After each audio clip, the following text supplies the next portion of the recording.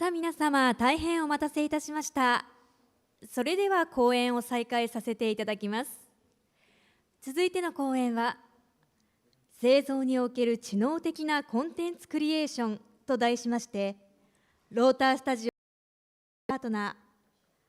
ー、スコット・ブラッドリー様、そして同じくロータースタジオ CTO パートナー、ルーク・サンフォード様にご講演をいただきます。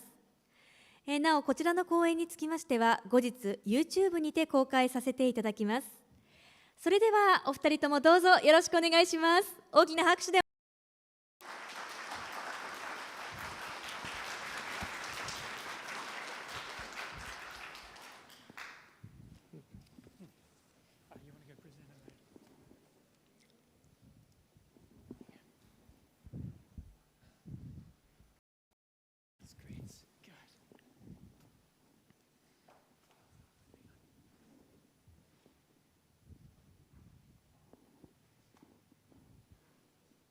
We'll just get our slides right.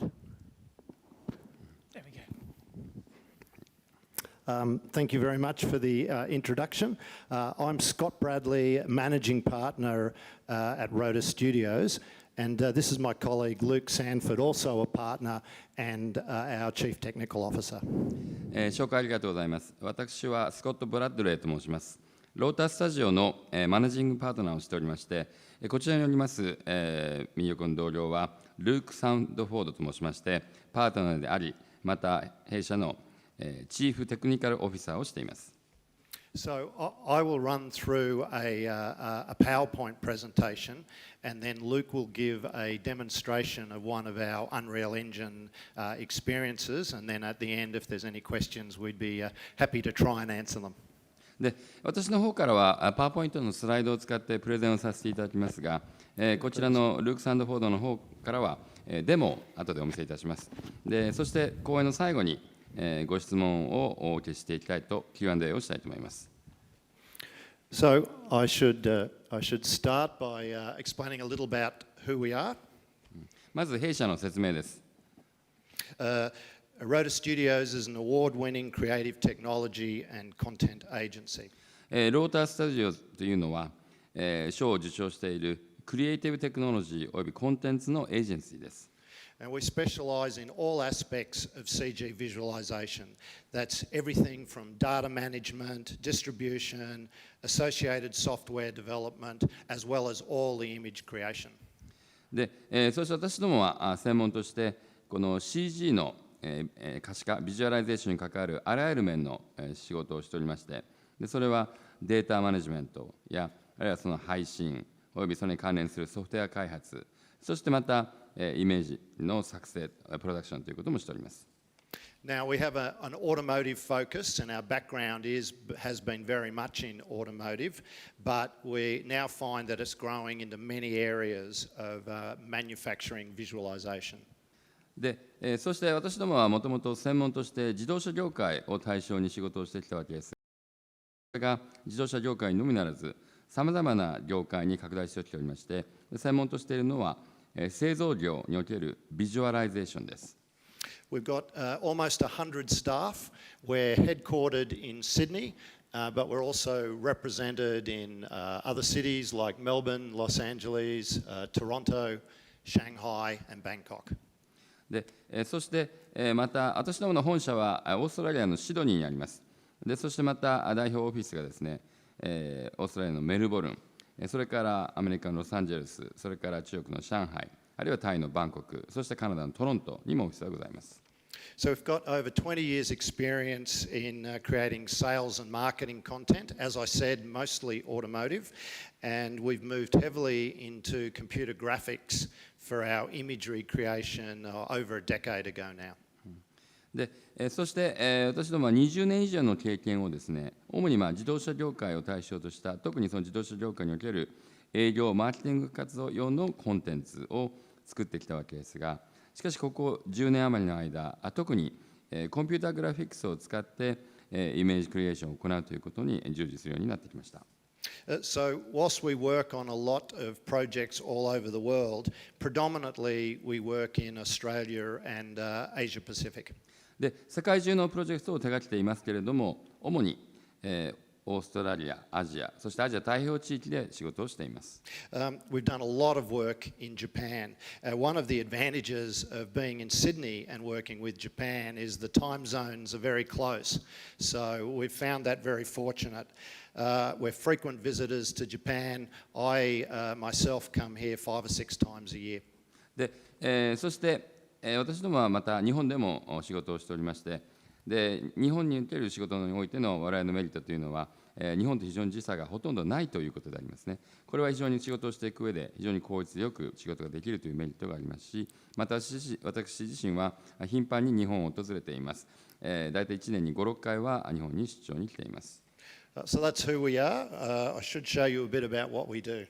では実際に私どもはどういう仕事をしているかというところをお見せいたしましょう。This video is a snapshot of Rhoda's CG visualization work. ローターのですね、コンピューターグラフィックスのビジュアライゼーションの取り組みの、それの一部であります。Now I should say some of these shots are pre-rendered. They're not all in Unreal Engine.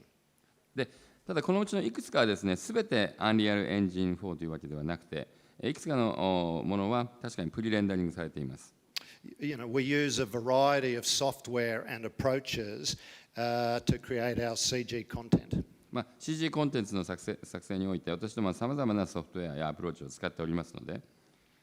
And so you might be asking, well, why are you showing us this? This is an Unreal convention. Why are you showing us pre-rendered content? なんでアンリアルの会議で、そうではないものを見せているのかと疑問しません。It's 2 reasons. The first reason is we wanted to show you that we cover the absolute scope of work for automotive companies. High quality videos and stills, as well as interactive, virtual reality, augmented reality, mixed reality, anything to do with CG visualization we cover. で、まず、それには2つ理由があるわけですが、1つはですね、私どものしているこういった自動車業界向けのそのやらなければいけない範囲というものは非常に広いということでありまして、このように非常にハイクオリティの高い、ビデオ、それから静止画像、それからバーチャルリアリティ、あるいはオーギュメンテッドリアリティ、あるいはミックストリアリティという形でさまざまなものを使ったプロジェクトが存在するということが1点目。But most importantly, I wanted to explain that in the next year or so, a lot of the content that has been created using pre-rendered techniques will be able to be created in Unreal Engine. しかし2点目としてさらにもっと大切なのは、実はこういった形で、今から1年、あるいは1年余りぐらいすればですね、今までこのようにプリレンダリングをして、作成していたものが、そうではなくて、Unreal Engine 4を使って、できるようになるわけですね。The improvement in visual quality that we can now achieve with Unreal Engine means it will just form a base for a larger and larger amount of the content we create. この Unreal Engine を使ってこういったビジュアルクオリティのものをですね、作っていくという上で、そして作成非常に巨大になってきています。Keep increasing.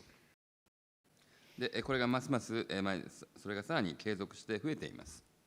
So, this is what we do. I should give you a little bit of an overview now of how we do it.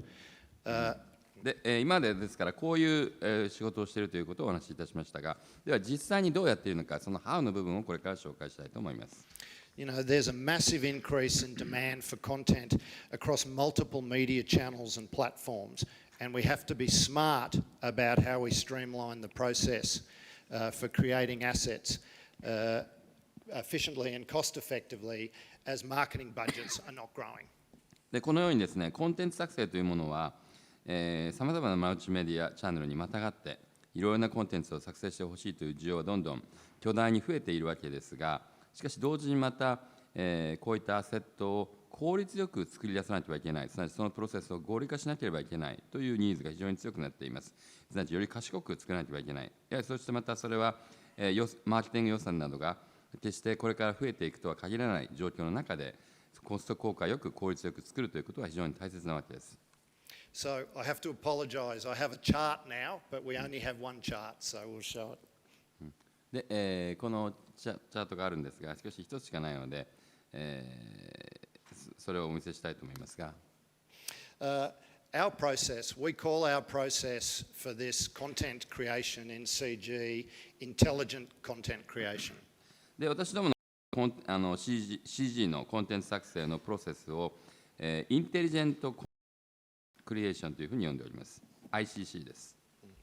The first step is the ingest of large data sets to create master assets. で、まず第一ステップは、マスターアセットを作り出すために、非常に大きなデータセットを注入します。Now you'll see here, we don't just create a product master asset, we've begun to create a master environment asset. So that is the environment that in which the product can sit. で、ご覧のようにですね、単にそのプロダクトアセット、マスタープロダクトアセットだけを作るのではなくて、その下にあるように、マスター環境アセットがあるわけですね。すなわちマスター環境アセットの上に、このようにマスタープロダクトアセットがあるわけです。We can then optimize both these assets, both these master assets for use across a variety of platforms and to create various content. で、さまざまなプラットフォーム上で、この両方のマスターアセットを最適化して、そしてさまざまなものを作り出して、クリエイトしていくということになります。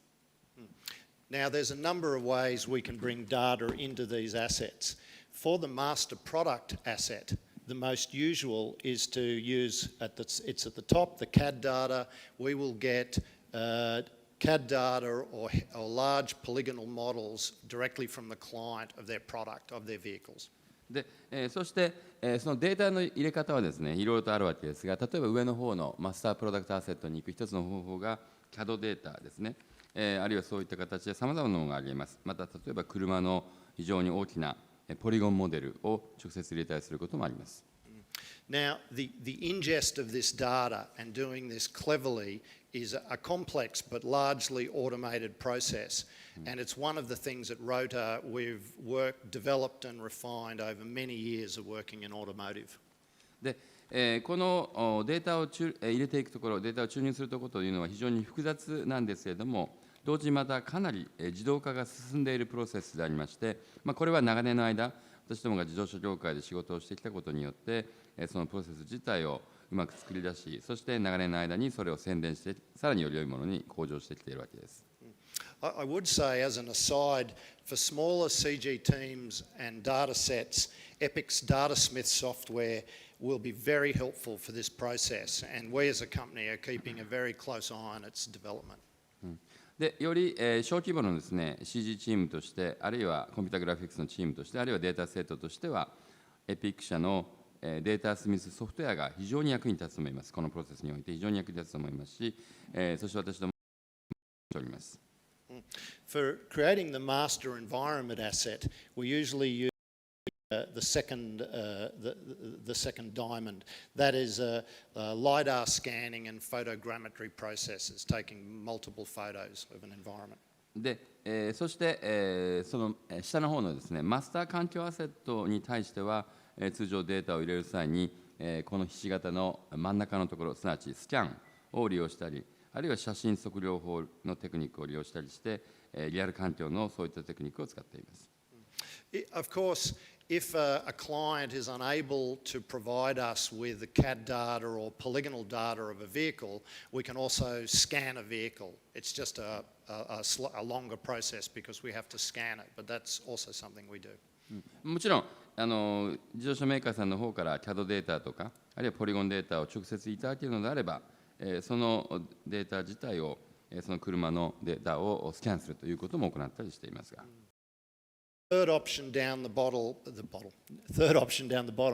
is hand modeling from visual reference. Now, we typically, with automotive, only would do that if we're adding to an environment master asset, or if we are creating simpler things like accessories for the vehicle. で、そして一番下のですね、第3番目の選択肢が、オプションが、ビジュアルレファレンスから、マニュアルでハンドモデリングをすることですね。で、これはこれ通常はこれは環境マスターセット用とか、あるいはその非常に単純な一つのそのアクセサリーなど、そういったものであれば使われる場合があります。Now, the really great thing about creating a master product asset, especially, is that it becomes a single source of truth. で、このですね、マスタープロダクトアセットを作り出すということ、マスタープロダクトアセットがあるということは非常に役に立つわけです。なぜかというと、これがまさに真実の唯一のシングルソースになるからです。So if you are making imagery and you realize there is a problem with it, you go back to the single source of truth and adjust it. つまり、例えばあるイメージを作成していて、何か問題に直面したときに、常にこの一つのシングルソースの真実に、トゥルースに戻ることができるからです。And this is very important, so those adjustments become universal for all uses of the model. This lessens inaccuracies, it reduces review time, which can be incredibly lengthy, and it's really ideal in the automotive industry for updates because vehicles have minor updates every year or 18 months. So this is a terrific way of continually updating the product, so it's correct. でこれは非常に役に立つわけですね。なぜかというと、その調節をすること自体がすべてのコンテンツプラットフォームにおいて普遍的なものということになるからです。すなわち、これによって不正確さを大幅に減らすことができるし、そしてまた非常に時間がかかるレビューの時間も減らすことができる。そしてまた、車という製品はですね、常にマイナーチェンジがありますから、例えば何ヶ月かあるいは1年間に1回ぐらいマイナーチェンジがある中で、そういった製品のアップデートをするという意味においても非常に理想的なものであるわけです。The second part of it is then the optimization to different levels of data heaviness. で次のステップはですね、データの重さに基づいて異なるレベルに対してそれぞれで最適化をするということに挙げられます。So we use typically heavier models are used for pre-rendered high quality video and stills, mass stills creation.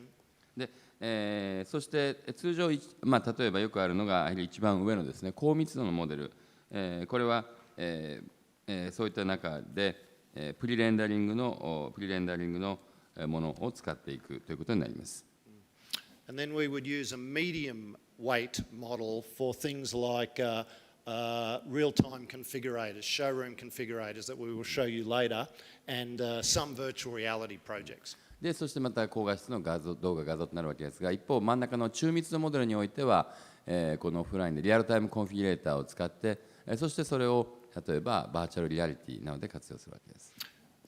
So the lighter models, actually some virtual reality projects, if they're done on mobile, require a lighter model as well. We would use the lighter model for that as well as mobile executions like augmented reality. でそしてまたバーチャルリアリティもそうなんですけれども、実は例えばモバイル向けなどになりますと、この下の低密度モデルを使う、そしてそこでオンラインコンフィギュレーターを使って、例えばあるいは、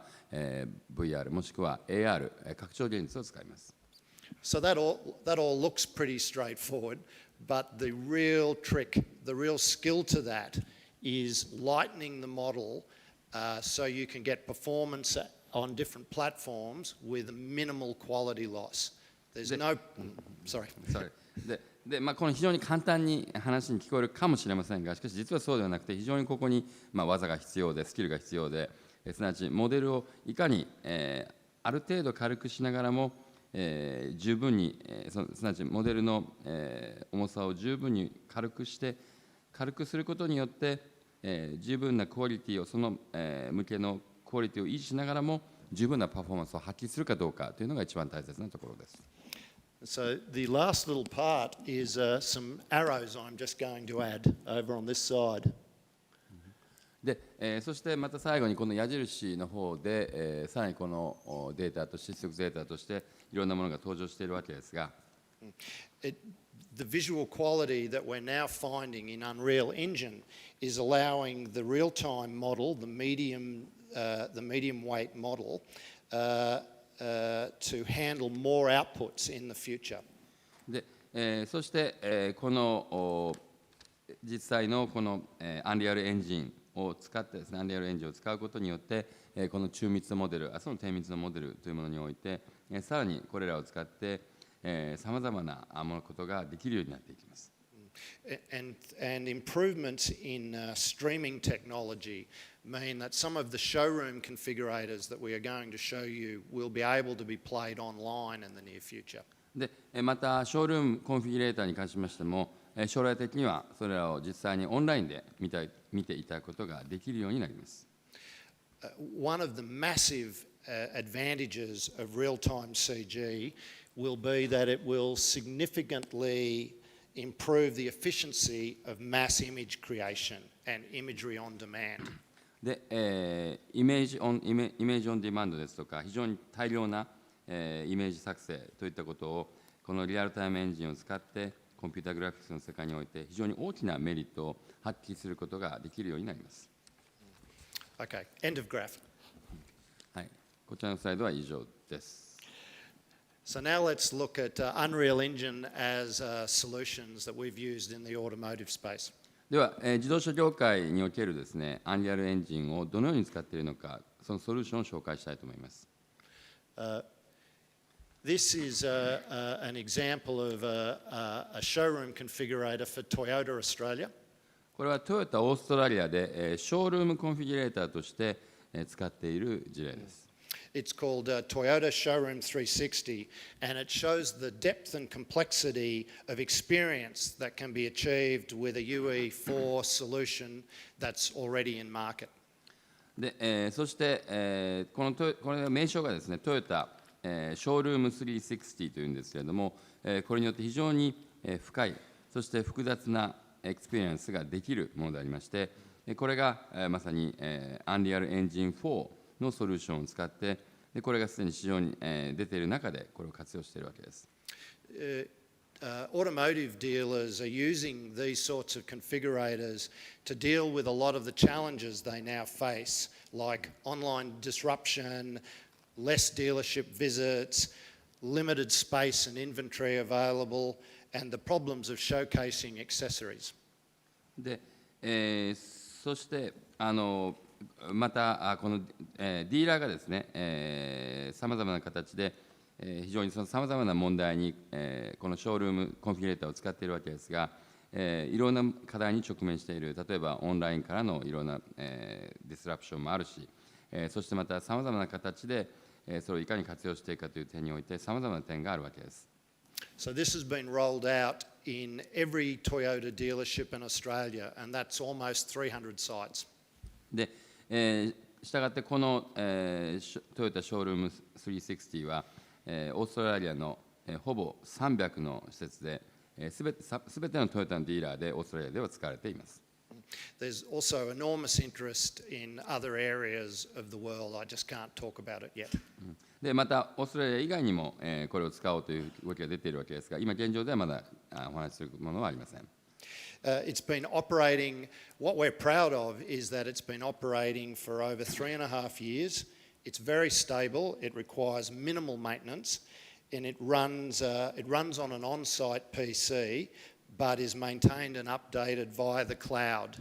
でこれはですね、もうすでにオペレーションして、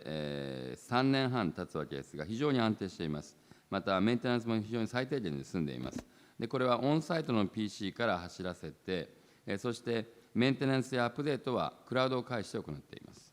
We don't let the dealers touch it. They don't even turn it on. It turns on automatically. でディーラーさんのところでは、これをシステムを触る必要が全くないんですね。自動的にこのシステムがオンになるようにしています。So almost the entire Toyota range is completely customizable within it. All colors, all grades, and any accessory. でそしてトヨタの車がですね、完全にカスタマイズ可能です。さまざまなカラー、色、それからグレード、あるいはアクセサリーも同様です。It visually explains vehicle technologies and features as well. So that makes it an ideal sales tool and training aid for the staff. で視覚的に、車のですね、さまざまなテクノロジーやあるいはフィーチャーを、説明することがこのようにできます。したがってセールスツールとしても有効ですし、また、そのディーラーさんたちのスタッフのトレーニング、としても非常に役に立つものであります。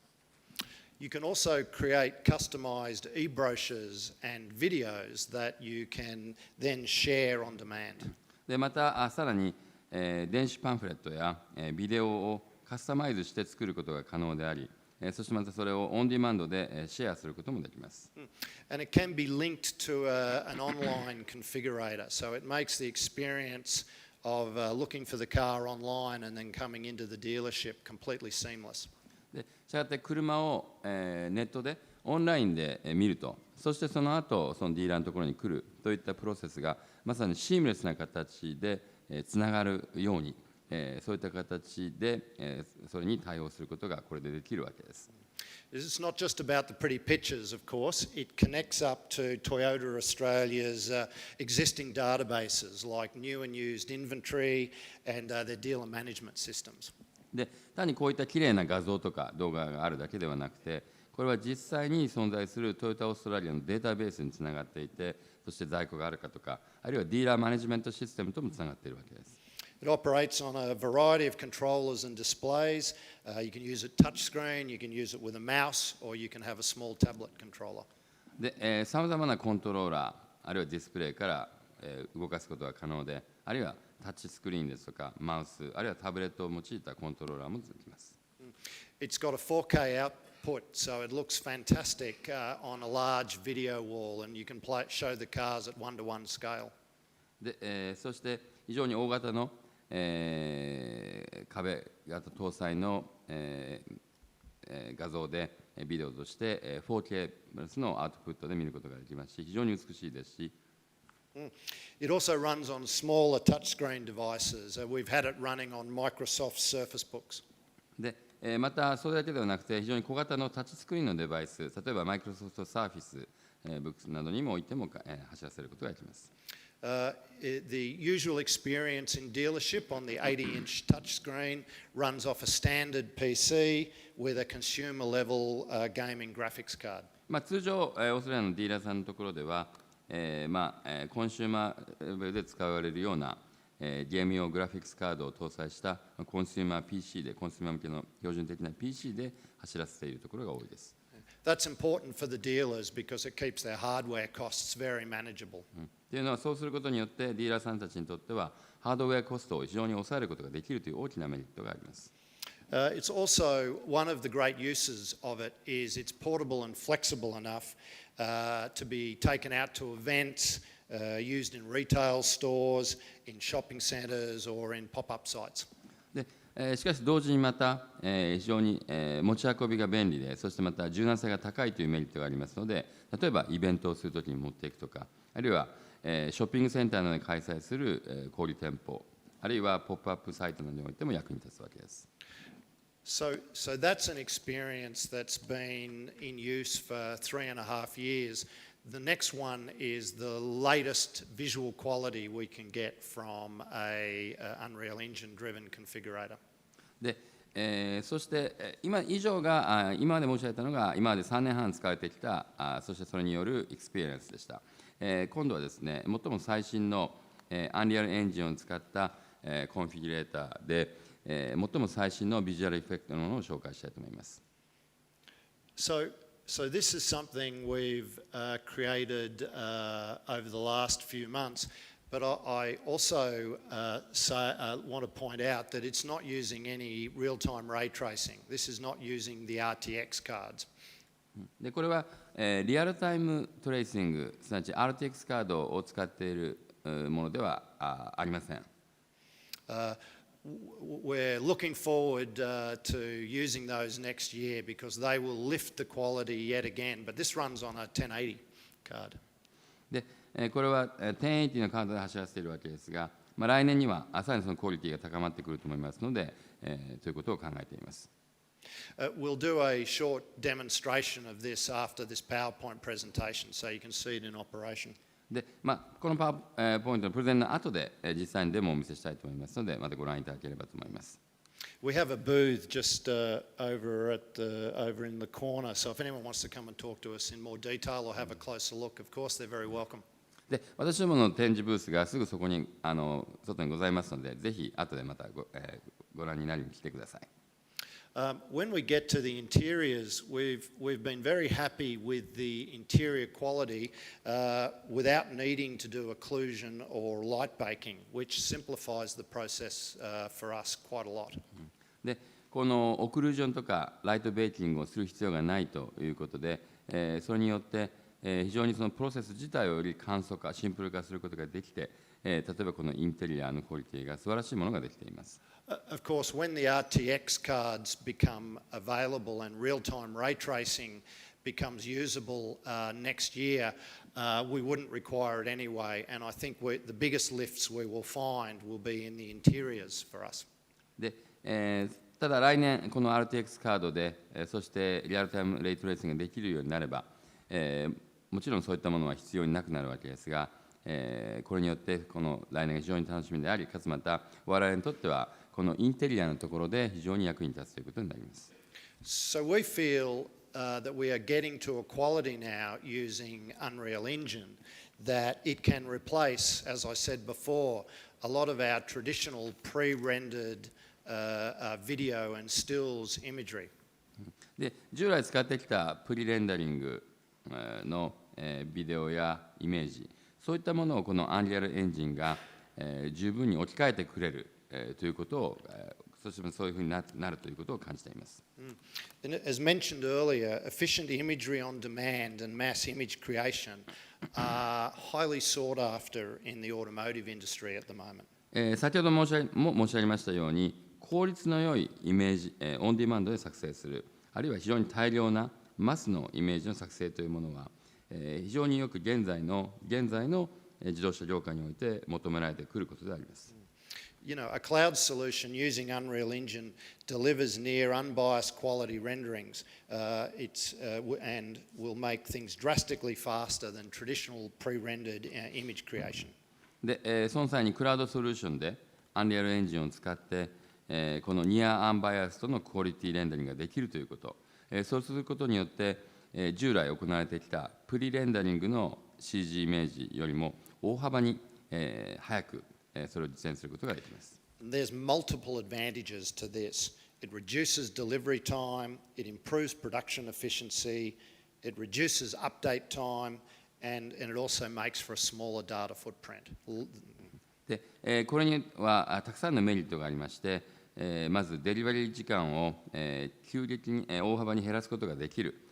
そしてまた、プロダクションの効率を非常に改善する、かつまたアップデートの時間を減らし、そしてまたデータの大きさを小さくすることができるというメリットがあります。Yeah, the cloud solution will be, of course, highly scalable, so you would have the opportunity for global image delivery. またクラウドソリューションですから非常に拡張性も高い。したがって例えばグローバルなイメージ配信においても非常に役に立つということになります。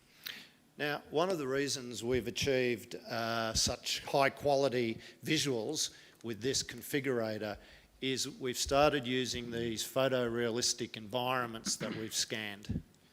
で、やはりこういった一つの理由としてですね、このように非常にハイクオリティなビジュアルを私どもが達成できましたのも、こちらのレクサスのコンフィギュレーターですが、これは一つにはやはり私どもが、そのフォトリアリスティックな環境でそれを活用しているということが挙げられると思います。We call this process at Rhoda PanaCap. で、このようなものをバーチャルのロケーションで作成していくプロセス自体を私どもはパノキャップと呼んでいます。We use real-world locations, we create multiple HDR panoramic domes, and we pair those with LiDAR scanning data. ですなわち実際の存在する場所をこのように使いながら、そして複数の HDR パノラミックドームを使って、そしてそれらをライダーのスキャニングデータとマッチさせる、ペアしていくということをすることによって行っています。So not only does it provide a photorealistic virtual environment, it provides really accurate lighting and reflections, even better than if you were just getting them from standalone domes. で、単にそのスタンダーローンのドームよりもですね、このように完全にトータルでフォトリアリスティックなバーチャルな環境であり、そしてより正確なライティング、そして反射というものが得られるというメリットがあります。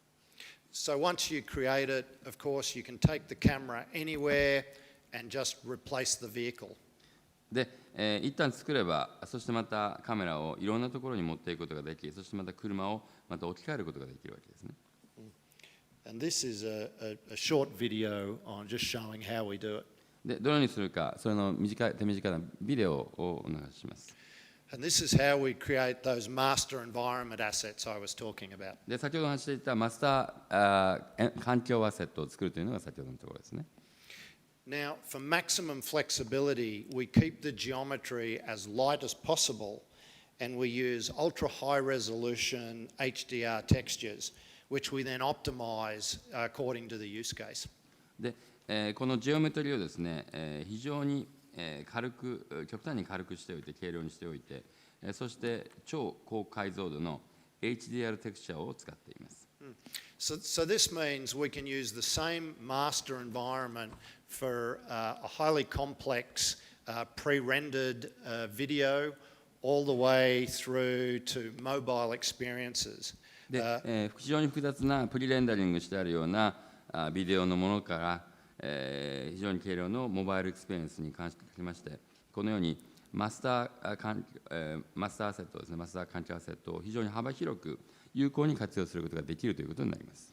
So it's perfect if a client wants reusability and they want a consistent brand feel across all their platforms. で、このように再利用性が重視できる、そしてまた一貫してこのブラウンフィールドにおいて非常に役に立つということになります。Yeah, again, once the environment's created, it's always there. So you could rest it after a few years and then reintroduce it back into your content creation. で、すなわち環境としてこのように作った場合には、それは存在していくわけですから、したがって例えば2、3年使わなかったとしても、またそれを復活させて継続して再利用していくことができるわけですね。We also have some ability to add and change elements within the environment once we've scanned it. で、また一回スキャンしておけば、このようにエレメントを加えたり、あるいは変更したりしていくことが簡単にその環境の中でできます。This makes it more flexible to you and gives it more usability. で、これによって皆様にとっても非常に柔軟性が高まるし、そして非常に使いやすいものになるわけです。So it can port directly into Unreal Engine, which makes it very efficient and shortens production time. で、これを直接アンリアルエンジンに取り込む、ポーティングすることができますし、非常に効率がいいし、そしてまたプロダクション時間を大幅に減らすことができます。短くすることができます。The really great thing is it requires only a very small production team, one or two people. で、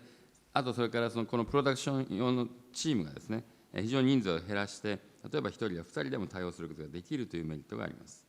And the equipment's very lightweight and transportable. で、またその装置自体も非常に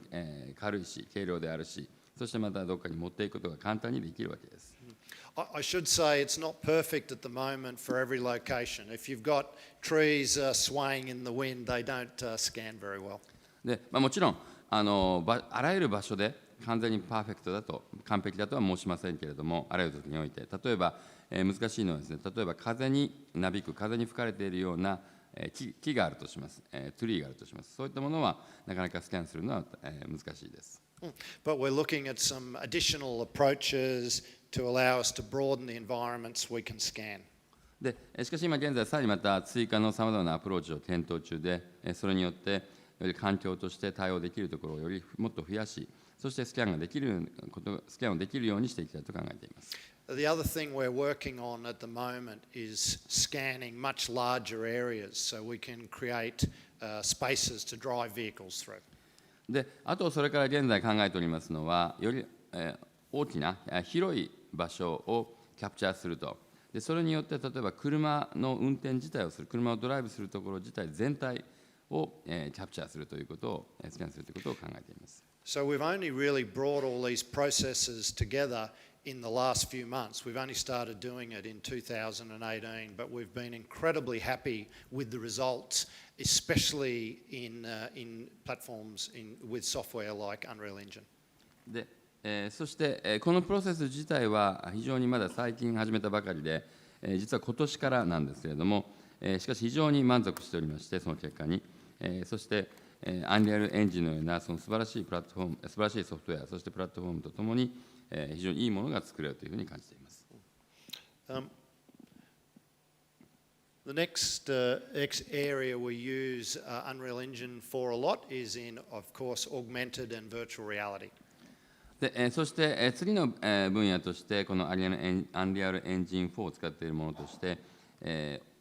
AR と VR を紹介したいと思います。There's been a big desire in the automotive space for creating virtual and augmented reality experiences in the last 2 years. 特にここ2年ほど自動車業界では VR や AR でのエクスペリエンスを体験を求める声が非常に強くなってきました。Now I should say the examples you will see on screen are not all automotive, but I wanted to give you a broad snapshot of the types of experiences that can be created using Unreal Engine. でここでお見せしている事例はですね、必ずしも全てが自動車業界のものでは、自動車ではありませんが、しかし、さまざまなこういったさまざまなタイプのエクスペリエンスが、体験が、このアンリアルエンジンを使って可能であるということをお見せするために示しています。So one of the things we've found is using our intelligent content creation process, we can keep the quality within Unreal Engine looking really great in these experiences. で、一つ、私どものこういった形で使ってきて感じているのは、やはりこの私どものプロセスであるインテリジェントコンテンツクリエーションのプロセスをしていく中で、やはりアンリアルエンジンを使っていくことによって、非常にこのように素晴らしいものが、そしてエクスペリエンスを作り出すことができているわけです。If you are already starting to make other assets from your master asset, other content from your master asset, that often leads to efficiencies when preparing for virtual and augmented reality experiences. そしてすでに例えば皆さんが、マスターアセットにおいて、そのアセットを作り始めているならば、この AR と VR の、そういったものを組み合わせることによって効率のそしてそれをペアするという面においても非常に効率の面でも非常に役に立つわけですね。And if you've created the product, the vehicle, already in a configurator, as I've shown you earlier, then moving it on to a virtual reality experience becomes really, really efficient. でそしてすでに先ほどの事例で申し上げましたように、私どものように例えばこういった製品、この車において、作られている場合においては、それを、VR のバーチャルリアリティのエクスペリエンスに持ってくるということも非常に効率よくできてしまうわけです。So there's a lot of interest for a salesperson to be able to interact with a customer using the configurator, the flat screen configurator. Once they have configured their vehicle, then the customer can immediately go into virtual reality to have a more immersive experience with it. でそして営業の方がですね、例えばお客様と、そのディーラーの営業の方がお客様と話をしていく上で、このようにコンフィギュレーターを使うと非常に大きなメリットがあって、そして実際に VR でお客様がその非常に没入的なイマーシブな体験がこれを使ってできるわけです。So some experiences are fully interactive. You can interact and explore and complete tasks. And these are great for a detailed exploration of a product or a technology. でこういったエクスペリエンスは完全にインタラクティブな形で行うことができますので、ユーザー自身がいろいろと探索したり、あるいは何かの作業を完結する、終了するということができるわけですね。ですから、非常に詳細な製品を細かく見ていくとか、あるいはテクノロジーを探索していくという際に非常に役立つものであるわけです。But we have a lot of interest from automotive to do guided experiences, experiences that run for a few minutes and don't give you a lot of interactive options. They unfold like a movie. で特に自動車業界の自動車メーカーさんからの業界の要請として強いのは、ガイディッドエクスペリエンスですね。こういったものにおきましては、このエクスペリエンスというのは、ある一定時間、数分程度ですけれども、その中で、ちょうど映画のように、短編映画のように、そういった形で実際に、見ること、体験することができるものがよく求められています。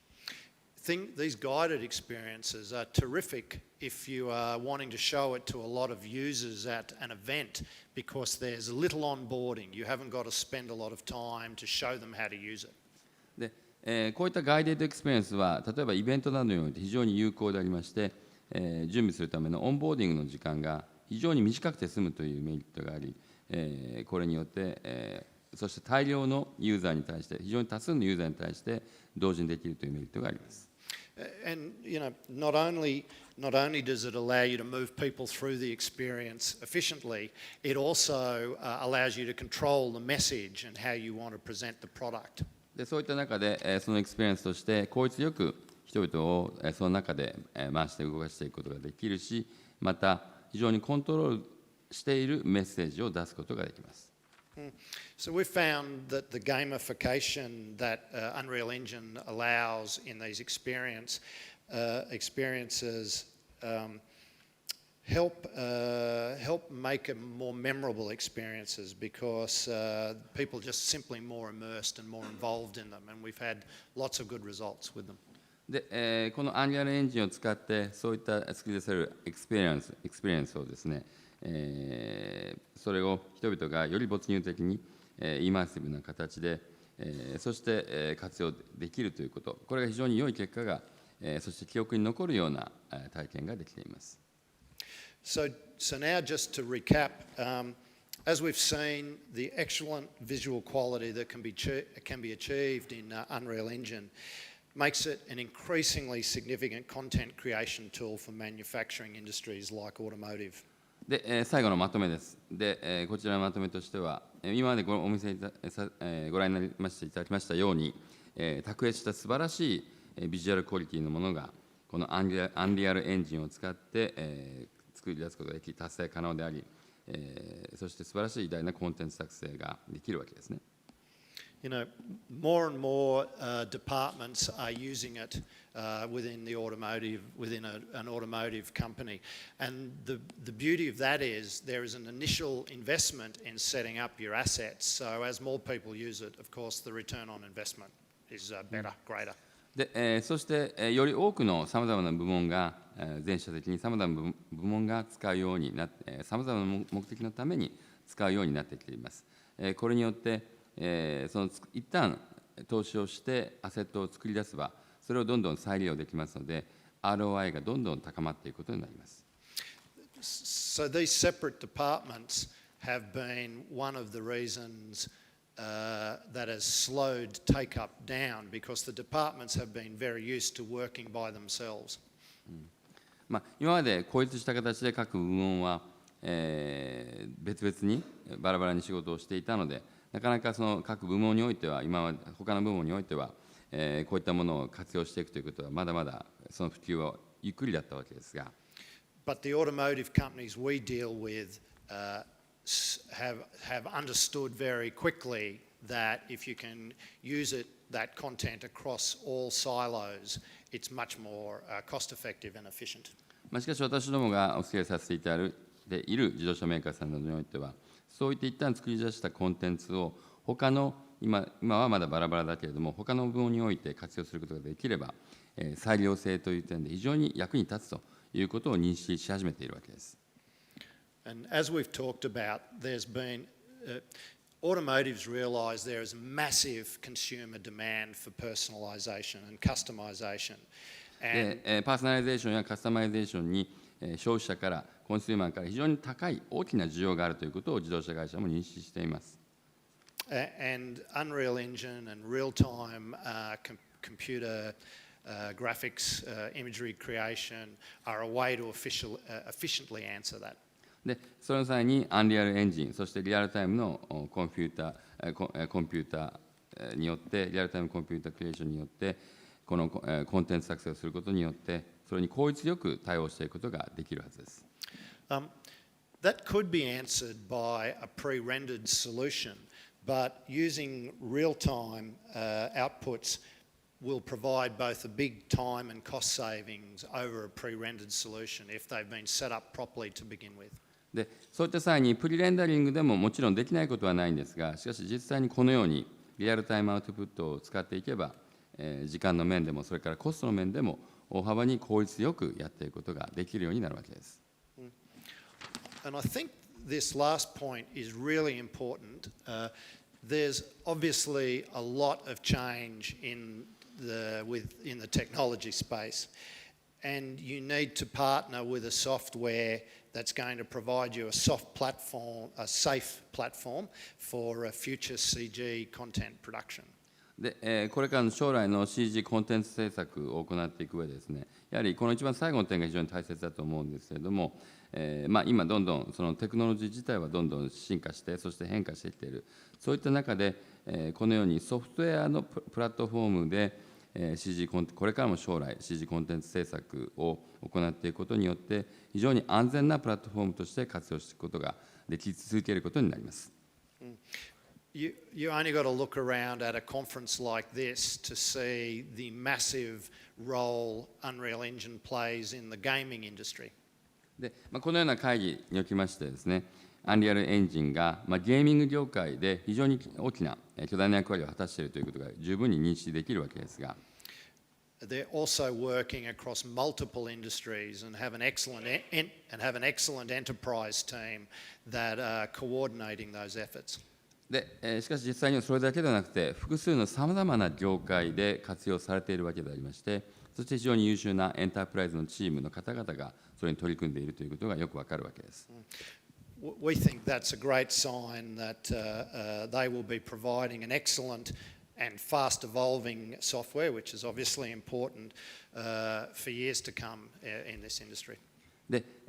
そしてまた同時に非常に良い兆候としてこれらのものが、これが卓越したそして急速に進化していくソフトウェアソリューションとしてこれからも将来長きにわたって使われ続けていくことになるというのが非常にいいところだと思います。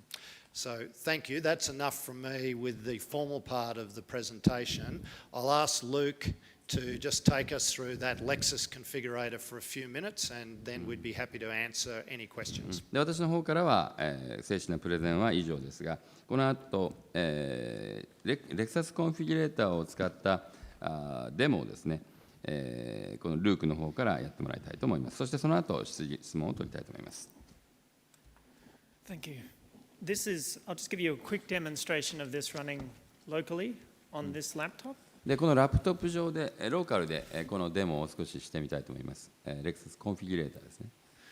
The experience is running at 4K resolution here. で、ここでは 4K の解像度で示しています。Only 1080p on the big screen. そしてこの大画像で、LED のスクリーンでやっていますけれども、It's really impressive that it runs so smoothly at 4K resolution on a laptop setup. だからラップトップ上ではこのように 4K の解像度で非常にスムーズに、できるというのは非常に驚くべきことです。We're really pleased with how the latest version of Unreal Engine is performing on modest hardware. で、このようにある程度のハードでありながら、このリアルタイムエンジンとして非常に役に立っているこの非常に素晴らしいパフォーマンスにも目を見張るものがあります。This experience uses, as Scott mentioned, our photo scanning technology, which really helps sell the photorealism of the car. で、車の、フォトリアリスティックな側面を出すために、先ほど彼から話があったように、フォトスキャニングの写真測量学的な技術を活用してこのようなエクスペリエンスを提供しています。But we created this experience in both pre-rendered video as well as real time in Unreal, and our technicians and artists can't really tell the difference. で、このように私どもこのようなエクスペリエンスをプリレンダリングのものでも動画でもビデオでもあるいはリアルタイムのアンリアルのビデオでも実際に作り出して提供しているわけであり、実際にさまざまなテクニシャンやアーティストもその違いに気づかないほどであります。One of the most difficult things to do for a real-time engine is interior rendering. で、リアルタイムエンジンを使って非常に大変な作業がですね、このインテリアの内装ですね、インテリアの部分です。But this is something that the latest version of the engine is handling very well. で、これをリアルタイムエンジンを使うことによって非常にうまくこのようにできるわけです。We're getting great quality out of this is just vanilla 4.20 Unreal 4. これはバニラ4.2 を使っていますが、このように素晴らしいクオリティのものができます。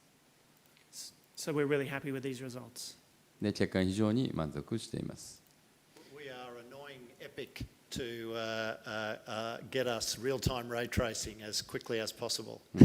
エピック社に対しても、リアルタイムレイトレーシングを早くくださいというふうにいつもプレッシャーをかけています。That's pretty much that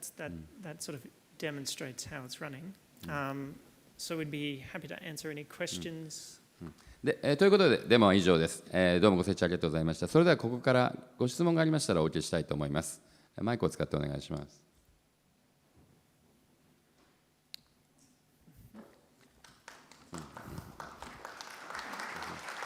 Thank you, sir.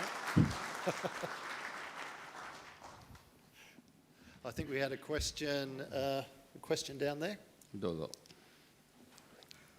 I think they're getting a mic. Yep. Please make it an easy one.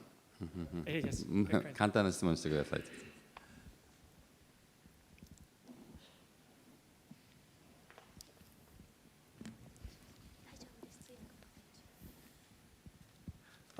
大変素晴らしい講演ありがとうございます。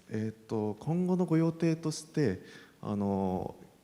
ブ向けで例えばユーザーからのページ閲覧者を入力にコンフィギュレーターをクラウド上で動かして、アンリアルでレンダリングした映像を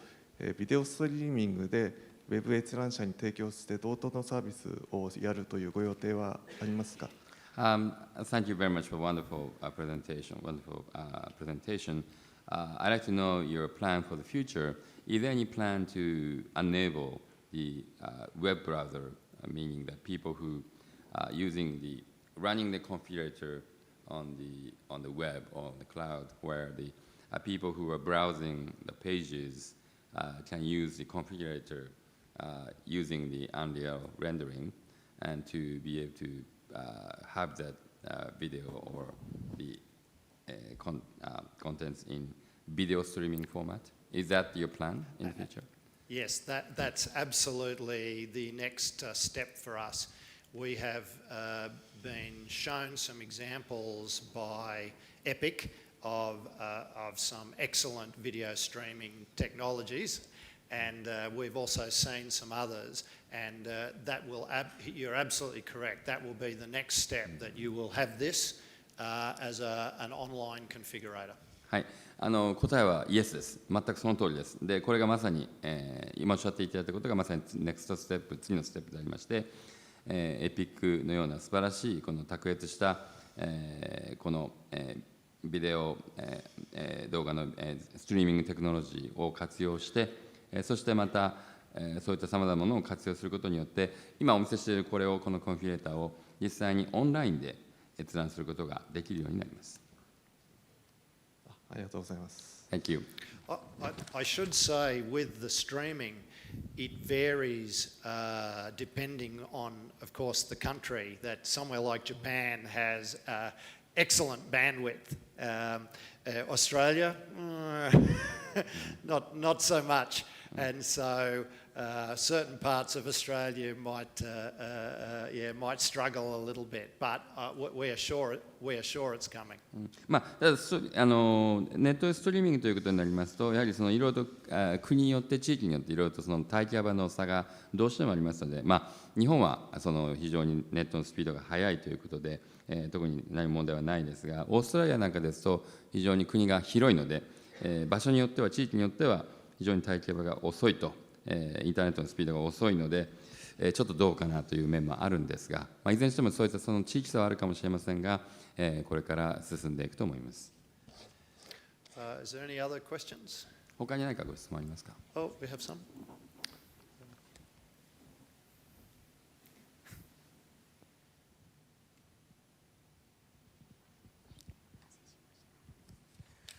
講演ありがとうございました。1点質問なんですけど、先ほど 3D スキャニングの話があったんですけれども、3D スキャニングは何か特別な機材を使っているのか、それとも、御社で開発したようなものなのかというのと、あと大規模な先ほど車のシミュレーションを大規模な 3D スキャニングでやりたいという話があったんですけども、そのなんかどういうような機材を使うかっていうのを教えていただければと思います。So, thank you very much for the wonderful presentation. My question is about the 3D scanning. Do you use any special equipment in doing the 3D scanning, or is it something that you developed on your own in-house? And also you showed us you talked about the simulation of the vehicle by using 3D scanning. You talked about that, but what kind of equipment would you use for that 3D scanning? We have developed the process in-house, but the equipment we use is not proprietary equipment. We use. Yeah, sorry. はい、3D スキャニングをするですね、プロセス自体は我が社で作り出したものですけれども、実際にその際に使う機材というのは特に何も、特別なものではありません。実際に入手可能なものです。We've for a long time been capturing high dynamic range domes for lighting vehicles. ハイダナミックレンジ、ハイダナミックレンジで、車のそのスキャニングをするのに、非常に長い間、使ってきました。But it's when you combine that with high resolution LiDAR laser scanning, that's really where you start to get detail in both surface and texture. それを、高解像度のライダーでレーザースキャニングと組み合わせることによって非常にディテールの部分まで、うまく取り込むことができると思います。Yeah, one last thing. One of the benefits of the laser scanning and full high dynamic range capture is that it's actually quite easy for the engine to process. でもう一つ、レーザースキャニングとそれからフルハイダイナミックレンジキャプチャーを使うことによって、実際にはこのリアルタイムエンジンで非常にその処理というのは非常にむしろしやすいわけですね。So we get a quality gain as well as a performance gain. で、そうすることによってクオリティも高くなるし、パフォーマンスも良くなるというメリットがあります。Just to answer the second part of the question about scanning vehicles, that will often depend on where the physical vehicle is, because these are often projects where the vehicle isn't in Australia. あと、それからもうちょっと違う話ですが、その車のスキャンをするという点において、よく問題になるのがですね、その車自体が物理的にどこにあるかというのが大きな問題になったりすることもあります。なぜかというと、大体その車を開発しているまだ車の中で、あるいはその車で、必ずしもそのオーストラリアにはない車もたくさんあるからですね。And often in those cases, we will use a third party as their third party scanning facility, because there's a number of them around the world that we've worked with. でそういった際には、サードパーティーのスキャニング施設を使って、世界中にいろんなところにありますから、我が社ではないサードパーティーのスキャニング施設を使う場合もよくあります。And it's often just simply more cost effective to do that than send a team over to scan it from Australia. すなわち我々のチームを、専任のチームを、他の外国に派遣して、やるよりは、そのサードパーティーのスキャニング施設にファシリティにお願いをした方が、コスト的にもメリットがあるということであります。Thank you very much. Thank you. Any other? There's a gentleman there, then maybe this gentleman after. Oh, yeah. Then you. I'll do one and then, sorry. Sorry. Should never leave me in charge of anything. 素晴らしい講演でありがとうございます。少しだけちょっと技術的な質問して大丈夫ですか？ I'd like to ask some technical question. Would that be okay? Thank you very much for wonderful presentation. これデモ見たら結構綺麗なオクルージョンが出た感じですけど、これアンリアルのデフォルトのスクリーンベースのオクルージョンで使ってますか？それとも自社開発とか？ So, are you using the Unreal default basis occlusion, or you have developed your own in-house developed occlusion? Because in the demonstration, you have seen a very beautiful occlusion. So. They are vanilla. This engine is as Epic provides. They are not ours. We just Clever techniques. we just tweaked them until we got the best compromise and result with this. はい、これは何も我が社で作っているわけではなくて、エピックのそのままの、アンリアルを使っていて、オクルージョンを使っています。で、そこを少しトゥイークして、いろいろと形でバランス最適化するように、我々の方でいろいろと、いじっていますけれども、トゥイークしています。もう一つ質問なんですけど、もしよければこのデモの車のポリゴン数って教えていただけますか？ If possible, may I know the numbers of polygons in that particular demonstration? Yeah. The environment is very low, so that's 1,000 polygons maybe. 環境は非常に低いものなので、せいぜい1000ポリゴンぐらいかと思いますが、The vehicle is approximately 11 million polygons. sorry, 11 million。Yes. 車自体はですね、1100万ポリゴンです。Thank you very much. You're welcome. This gentleman.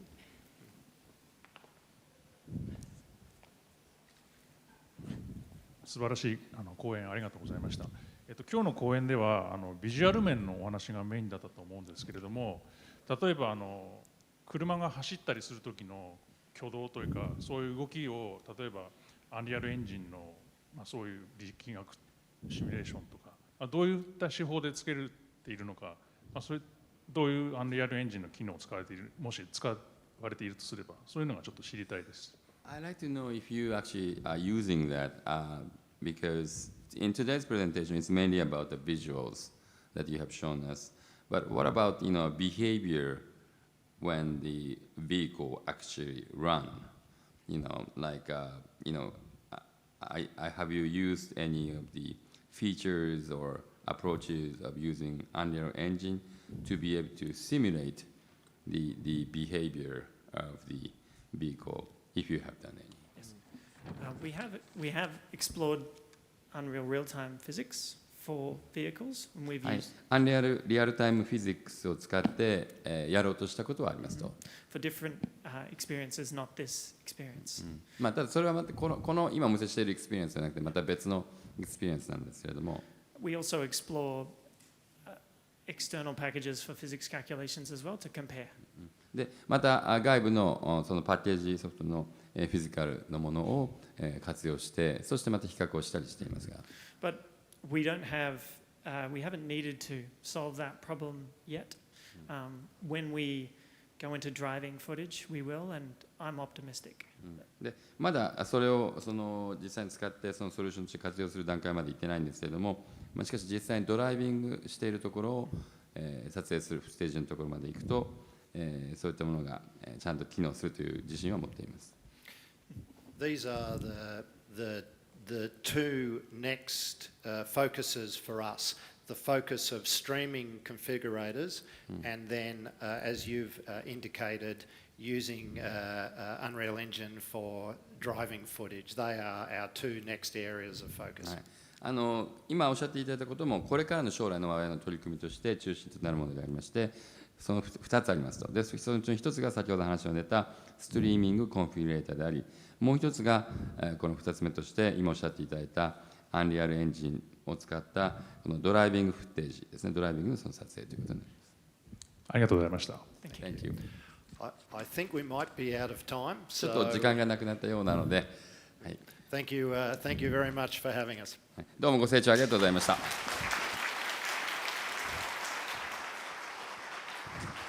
お二人ともどうもありがとうございました。